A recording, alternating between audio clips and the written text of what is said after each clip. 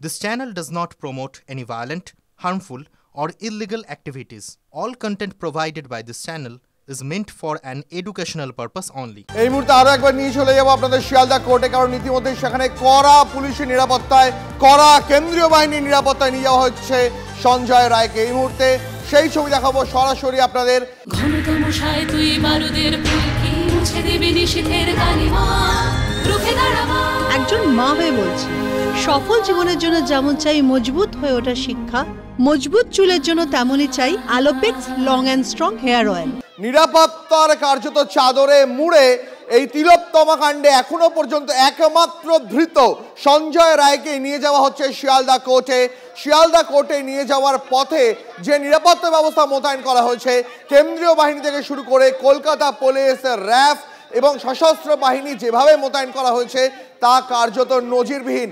আমার সহকর্মী সুপ্রিয় রয়েছেন এই মুহূর্তে আমাদের সঙ্গে। সুপ্রিয়, আমরা উত্তরপ্রদেশের বড় বড় গ্যাংস্টারকে দেখেছি এইভাবে নিয়ে যাওয়া হয়, এবার শহর কলকাতায় সঞ্জয় রায়কেও কার্যত দেখা যাচ্ছে 50 জনেরও বেশি কেন্দ্রীয় বাহিনীর নিরাপত্তায় মুড়ে আদালত চত্বরে নিয়ে যাওয়া হচ্ছে। সুপ্রিয়, একেবারেই দেখো, ইতিমধ্যেই কিন্তু সেই কনভয় বেলেঘাটা সেল ট্যাক্সের কাছাকাছি চলে এসছে, অর্থাৎ আর কিছু সময়ের মধ্যেই কিন্তু সঞ্জয় রায়, যাকে ইতিমধ্যেই এই যে খুন ও ধর্ষণের ঘটনায় কলকাতা পুলিশ প্রথম গ্রেফতার করেছিল, পরবর্তীতে আদালতের কলকাতা হাইকোর্টের নির্দেশে সিবিআই এর হাতে তদন্তভার চলে যায়। সিবিআই এর আধিকারিকরা তাকে কড়া নিরাপত্তার মধ্যে দিয়েই কিন্তু শিয়ালদা আদালতে নিয়ে যাচ্ছে। এবং তুমি যেমনটা বললে, আমরা যেটা দেখতে পেলাম, প্রায় 50 জনেরও বেশি কেন্দ্রীয় বাহিনীর জওয়ান রয়েছে, তার সঙ্গে রয়েছে বিধাননগর কমিশনারেটের পুলিশ এবং তার পাশাপাশি রয়েছে কলকাতা পুলিশ। শুধুমাত্র কলকাতা পুলিশ রয়েছে তা কিন্তু না, কলকাতা পুলিশের র্যাপিড জওয়ানরাও কিন্তু রয়েছেন।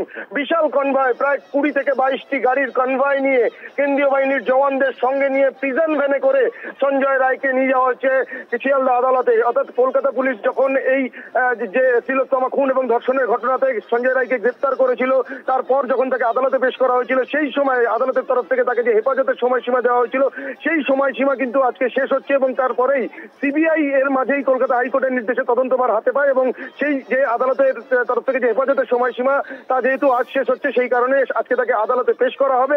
অন্যদিকে দিন কয়েক আগেই কিন্তু এই সঞ্জয় রায়ের পলিগ্রাফ টেস্টের জন্য কিন্তু সিবিআইয়ের তরফ থেকে আবেদন জানানো হয়েছিল শিয়ালদা আদালতে।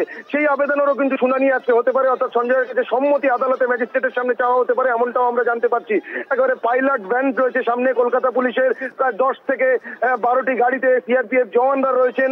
এমনকি যে প্রিজন ভ্যানে সঞ্জয় রায় রয়েছেন কলকাতা পুলিশের, সেই প্রিজন ভ্যানের দখল কিন্তু রয়েছে কেন্দ্রীয় বাহিনীর জওয়ানদের হাতে। অর্থাৎ প্রিজন ভ্যানের ভেতরে প্রায় 5 থেকে 6 জন কেন্দ্রীয় বাহিনীর জওয়ান মোতায়েন রয়েছে এবং আগে পরে সব মিলে প্রায় 20টির কাছাকাছি গাড়িতে করে কনভয় করে সঞ্জয় রায়কে নিয়ে যাওয়া হচ্ছে। ইতিমধ্যেই কিন্তু শিয়ালদা আদালতের খুব কাছাকাছি পৌঁছে গেছে, আর কয়েক মিনিটের মধ্যেই শিয়ালদা আদালতে পৌঁছবে সঞ্জয় রায়কে নিয়ে সিবিআই আধিকারিকরা এবং তারপরেই তাকে হেফাজতে আবেদন জানানো হবে। এবং তুমি যে ছবি দেখতে পাচ্ছ, আমি দেখানোর চেষ্টা করছি, একদিকে মুষলধারায় বৃষ্টি চলছে, তার মধ্যেই কিন্তু এই বেলেঘাটা মেন রোড ধরে নিয়ে যাওয়া হচ্ছে। বেলেঘাটা সেল ট্যাক্স ইতিমধ্যেই অতিক্রম করে গেছে, পার করে গেছে।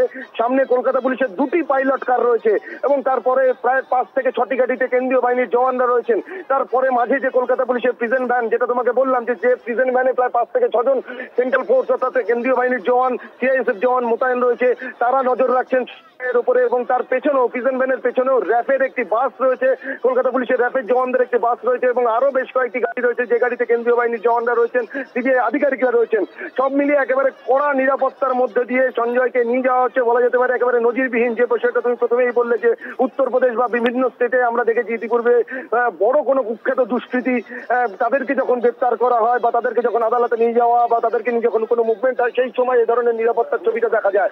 মুষলধারায় বৃষ্টি চলছে, তার মধ্যেই বেলেঘাটা মেন রোড ধরে সঞ্জয় রায়কে নিয়ে সিবিআইয়ের যে কনভয়, সেই কনভয় এগিয়ে চলেছে শিয়ালদা আদালতের উদ্দেশ্যে এবং আর কিছু সময়ের মধ্যেই, অল্প কিছু সময়ের মধ্যেই কিন্তু শিয়ালদা আদালতে পৌঁছে যাবে সিবিআইয়ের সেই কনভয় এবং তারপর সঞ্জয়কে আদালতে পেশ করা হবে। এবং সিবিআইয়ের তরফ থেকে আজকে এই যে তারা কয়েকদিন ধরে তাকে হেফাজতে পাওয়ার পর যে জিজ্ঞাসাবাদ, যে তথ্য প্রমাণ তারা পেয়েছেন, বেশ সুপ্রিয়, নজর রাখো পরিস্থিতির উপর। তোমার কাছে আবারও যোগাযোগ করবো তোমার সঙ্গে।